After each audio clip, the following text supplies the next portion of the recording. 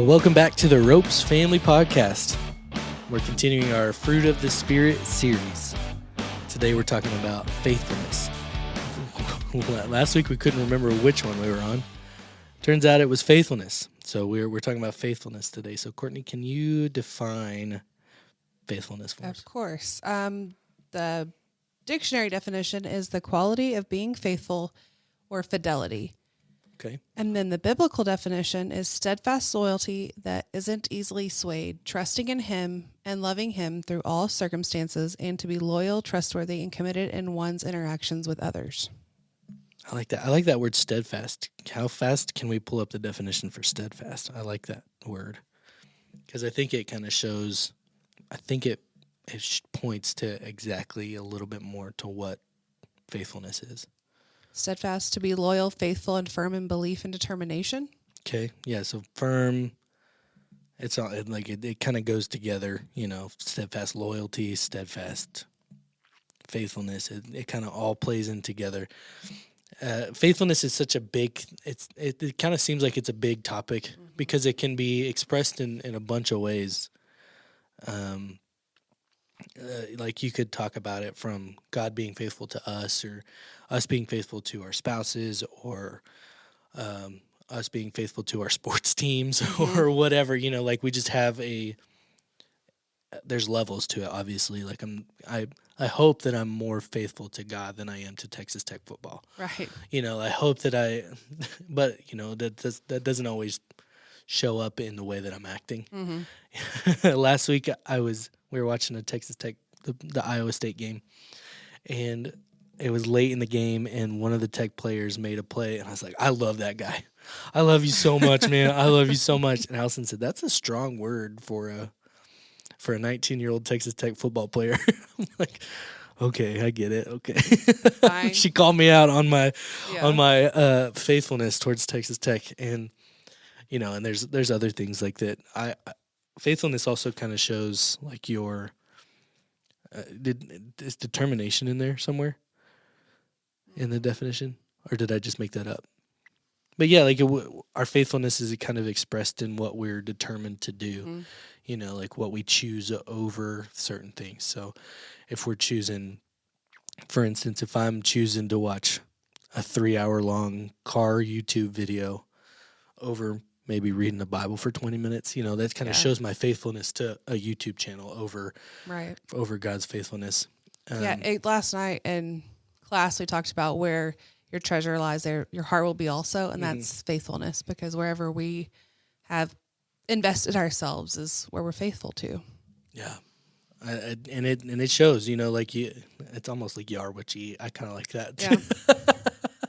You are what you consume, like you the things that we intake are definitely reflected in the things. And that's kind of why we talk about the fruit of the Spirit, because the Lord should be we should be so full of the Lord that's what's overflowing out of us.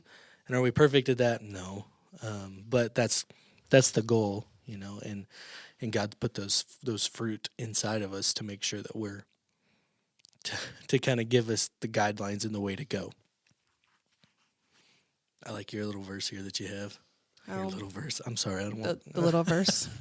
Proverbs 3:3 says, "Love and faithfulness never leave you. Bind them around your neck. Write them on the tablet of your heart."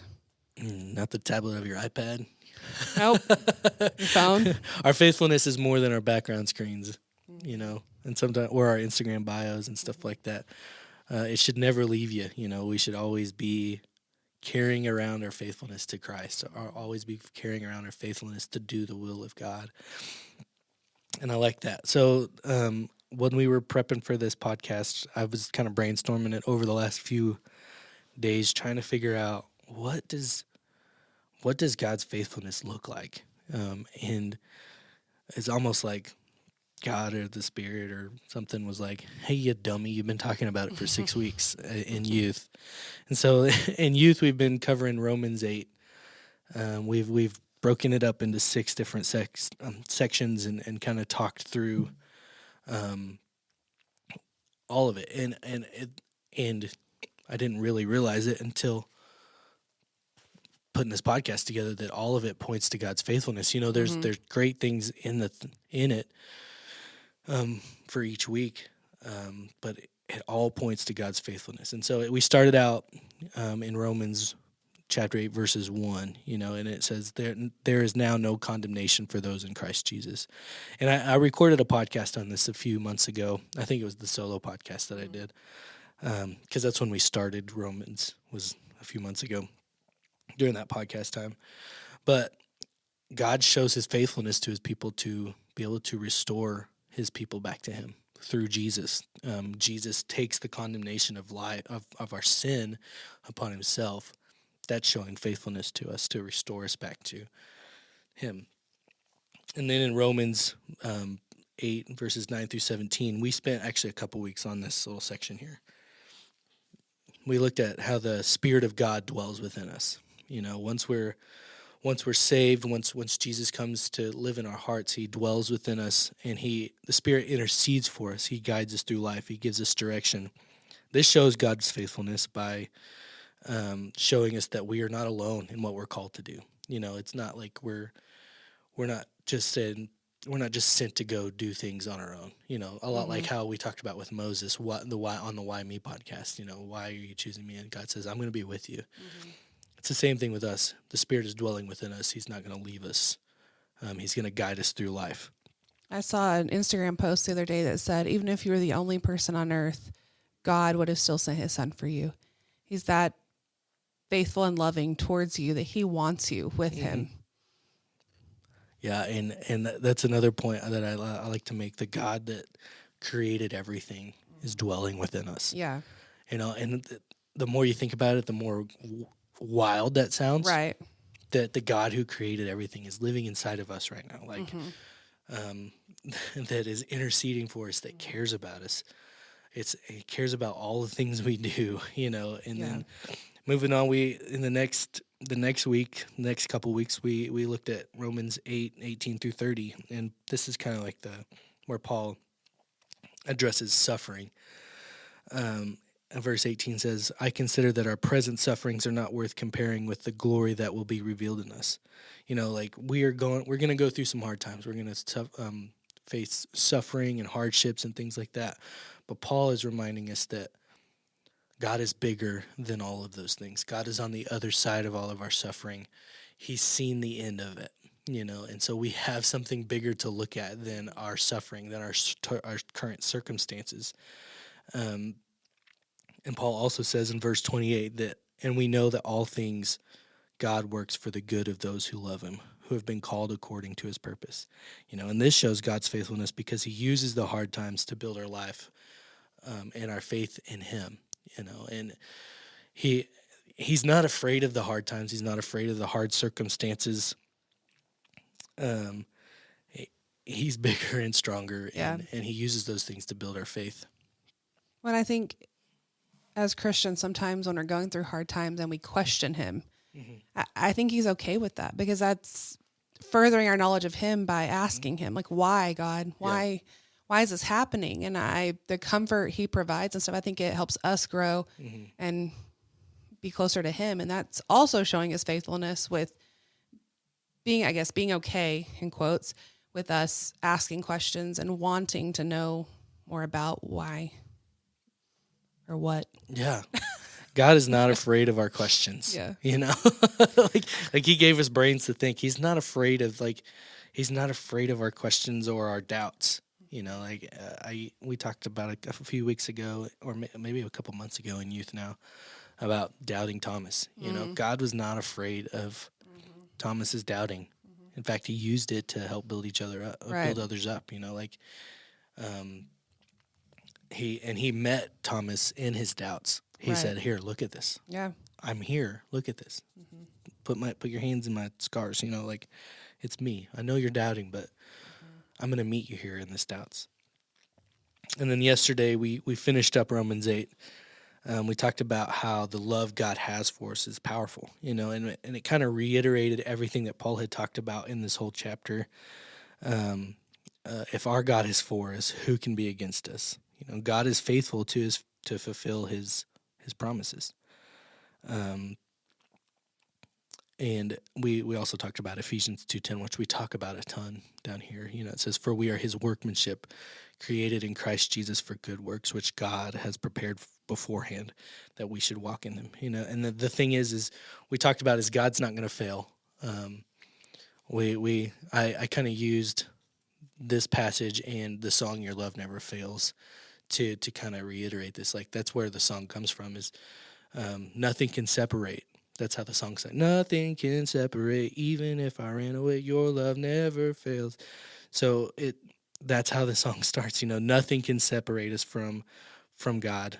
No height, no depth, no angel nor man.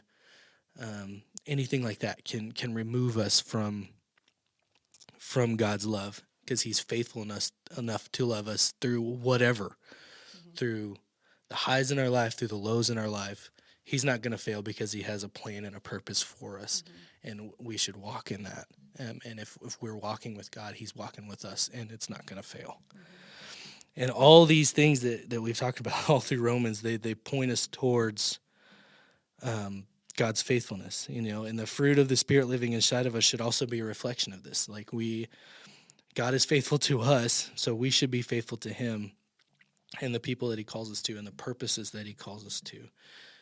He gives us the tools and the example to follow, and that's through the fruit of the Spirit of faithfulness.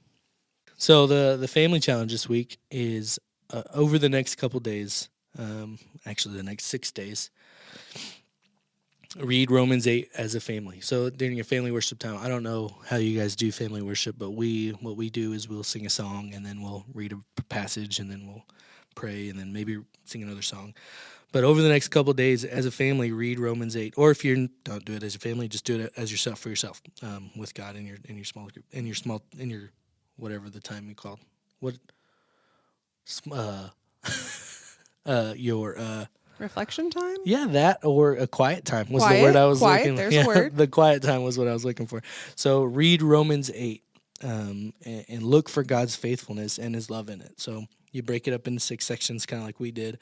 First day, read Romans 8, verses 1 through 8, and then the next 9 through 11, then the next day 12 through 17, and then the next day 18 through 25, and then the next day 26 through 30, and then the next day 31 through 39. And pick one and read one of those each day and look for God's faithfulness. Also, like I said earlier, a great song to kind of pair with this. And you might get tired of it after 6 days, but is Your Love Never Fails, because it's like that song is basically taken right out of Romans 8. Like each little piece of it, you can find nuggets in Romans 8. And it's a great song. It's catchy. I wouldn't listen to the Newsboys version, because they're like, the Newsboys version's wild. Like big pop New Your Love Never Fails. It's kind of funny. But the Jesus Culture version is good, and there's probably other better versions than the Newsboys, or unless you like Newsboys, or if you can play it on guitar and sing it, do that too. It's one of the first worship songs that I learned how to lead, and I do it all the time still. But yeah, that's your family challenge this week. All right, that's all we got this week.